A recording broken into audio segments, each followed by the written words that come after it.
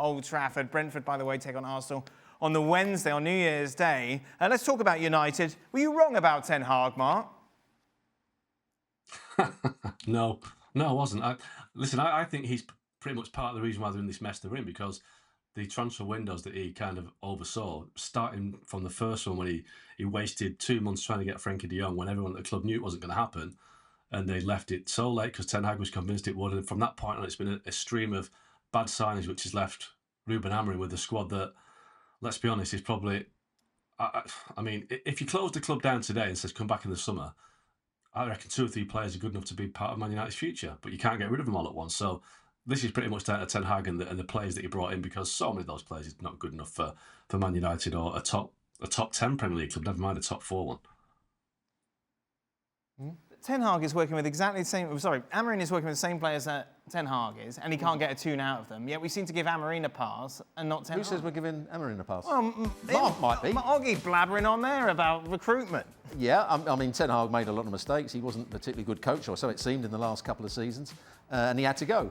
But Amorim has done nothing to suggest that he's going to be a top-class manager for Manchester United at the moment. He's come in and he says, I'm going to play 3-4-3, but sometimes you have to come in and say, well, actually, it doesn't suit the players that I've got, so I can't keep losing games and say, well, this is my system, the players have got to adapt to it. You can't go, and he said it in the press, it's going to take a long, long time. Yeah. You know, what manager can go into any football club, particularly a big club like Manchester United, and say, well, this is going to take loads of time. Yes, it might take a lot of time to get what you want, but in the meantime, you have to try and get results. You have to get performances out of the players you've got. Manchester United want to be at the very top. At the moment, he's got to get them winning 2/3 of their games, and he's not going to do that at the moment because he's not set up his team well enough, and the players he's got aren't good enough. It's a problem for him. So, surely if you see it and everyone else sees it, why doesn't he see it and address it? Well, the trouble is, he's trying to do so many different things. He's changed the players so many times, so nobody really feels as though they're the player for that position. I think Dallow's probably the only one that keeps playing week in, week out on the left-hand side. Mazraoui plays quite regularly. But I look at the other players, he's changed those, brings Højlund in, he then puts Zirkzee in, he's played Fernandes in most of the games, and he's let him down on too many occasions. At the moment, he's trying too many things. We've said it about other managers. At Chelsea, when they were forced to, because they had too many players, yes, not getting the right selection and keep changing it. Well, he's changing it with players that aren't good enough at the moment. Yeah, and surely you've just got to work with the instruments you have. Like, look, Pereira's coming at Wolves, and they were in a much worse state than Manchester United, infighting, players beating each other up, and yet he comes in, they win 2 on the bounce. Surely you're in a situation, Mark, if you're Manchester United and you're Amorim, you're like, right, this is the system that I want to play at some stage, but for now, I just need to, as Robbo says, get results. Yeah, I can see that, but, the system that he wants to play is one that's worked from the past, and he has come in, and it's a case of, are you going to be pragmatic and play a system that suits the players? Well, what system suits that group of players? Because the one that were playing with Ten Hag didn't suit them either. They thought at the back they weren't playing very well either. They were conceding too many goals. So maybe the players just simply aren't good enough. If Rasmus Højlund or Joshua Zirkzee played for Everton or Fulham, nobody would be saying, no, these players are going to make it in a big team. That's their level they are. So Amorim's problem is that he's come in there, he's let himself down in the set pieces. I don't think he's kind of paid due respect to the English game in the sense that it's based on a lot of set pieces, and the defending at corners has been absolutely abysmal, and he's not worked hard enough for that. He's been caught out there.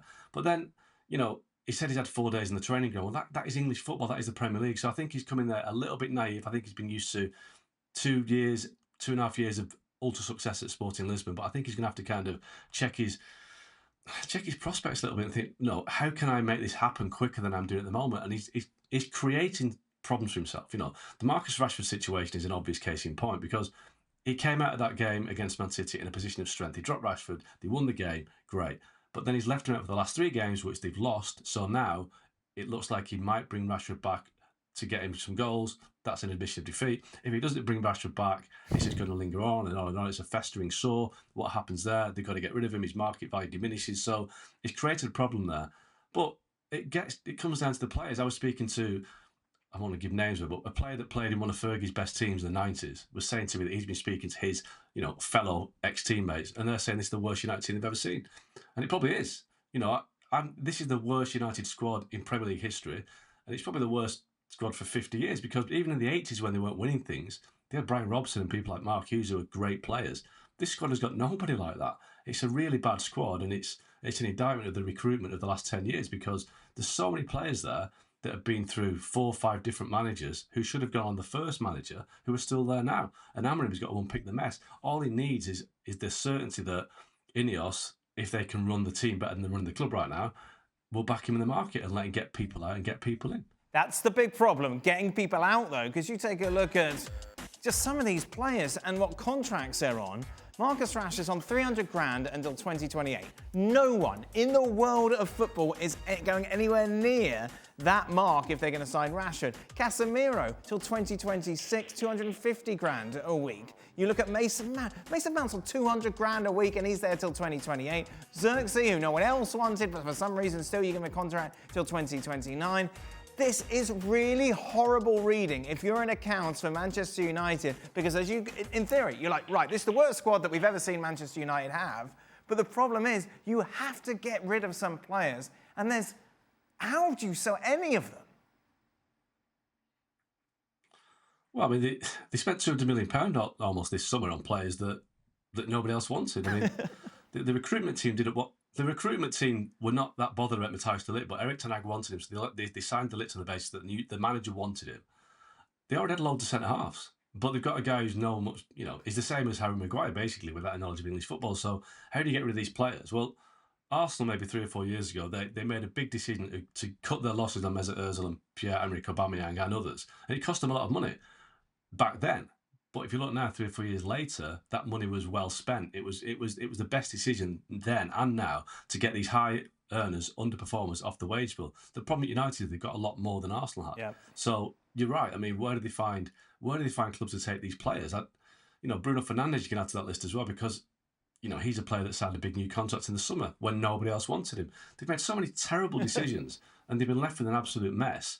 And it's going to take a lot of money, which they clearly don't have if they're stopping paying money to player foundations and charities. That where's the money going to come from? Nobody knows. So they're in a massive problem right now. They need the coach to, almost like turn water into wine a little bit, but it's not happening, is it? Because these players aren't good enough. Tough. That's your job. That's your job. Yeah, absolutely right. That's what you're getting paid but also, the money for. The thing you have to think of, those players, if they're on that sort of money, they're not going to want to go either. They're going to dig their heels in and say, well, this is what you paid me. And, you haven't played me enough, or I haven't fulfilled my potential, but I might do, so I'm going to just stay here. So what do you do, Robbo? This is the hand you're dealt if you're Ruben Amorim. You know you're stuck with these players for a long time. How do you deal with this situation? How do you try and get a tune out of this? When you come to a new club, you have to try and get the best out of the players that are playing well.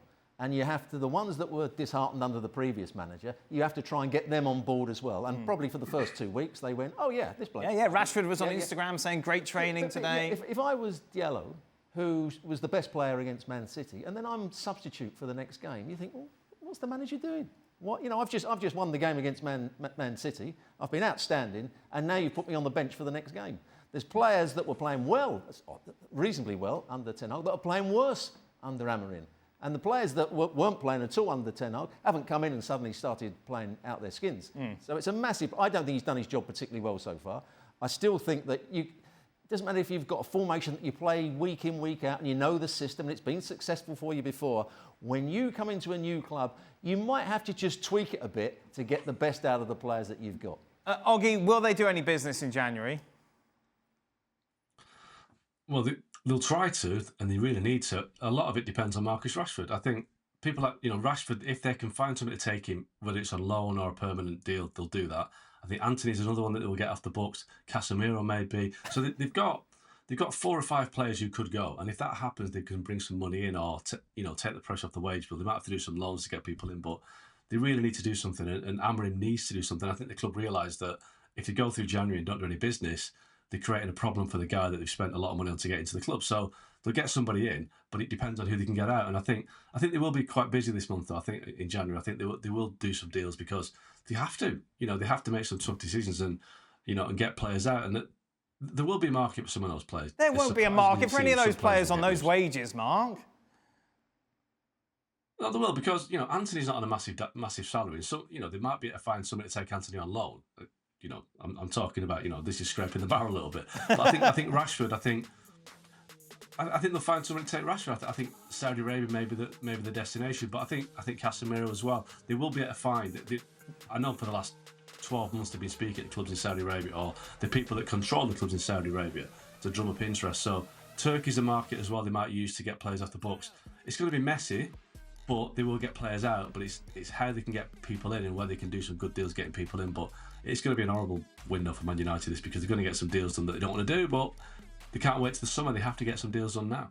Going back to Amorim, when he was interviewed for the job, do you think he said to the board and the directors, I can get a tune out of these players? If he just said, well, you've got rubbish players and I can't do any better than the previous manager, they wouldn't have taken him on. He must have said, you know, you can get more out of him and you can get more out of him. I quite like him, and yeah, and if he plays in that position and my system, we can do that. But it hasn't happened for him. Nope. Now he's got a problem because he can't now say anything different. You know, now he's going, well, it's a long job and the players aren't good enough. Did he say that when he took the job? Probably not. Definitely not. No.